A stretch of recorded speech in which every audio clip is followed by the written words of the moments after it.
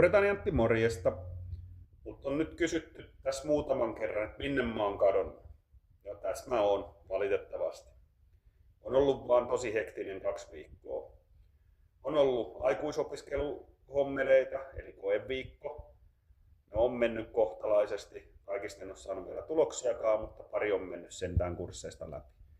On ravattu ex-vaimon kanssa lastenvalvojalla. Se oli ihan ok kokemus.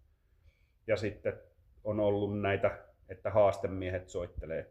Toinen liittyi näihin omaisuuden uusjakoon ja toinen liittyi siihen yhteen vanhaan pahoinpitelyyn, missä olin ottavana osapuolena. Mutta Kela, sen laitoksen kanssa sulaa järki. 10.3. mennessä piti toimittaa sinne lasten tiliotteet. En ole saanut sieltä vieläkään perustoimeentulotukea. Olisi pitänyt vuokra maksaa 5. päivä, mutta ei ole kuulunut mitään.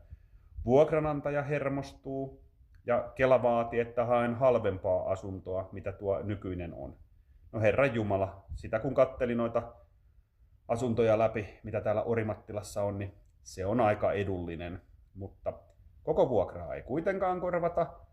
Ja nyt pitäisi etsiä vielä edullisempi, mutta myös samalla isompi.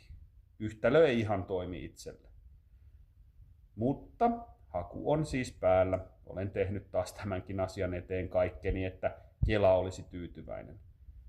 Ihmettelen vain sitä, että kohta kun tosta lentää toisen kerran kadulle, kun Kela ei hoida velvoitteitaan, niin pitääkö tässä muuttaa sillan alle?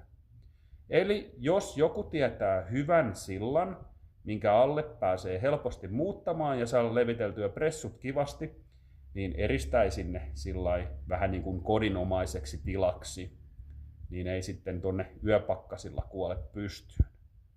Niin vinkatkaa, jos löytyy joku hyvä sillan alunen.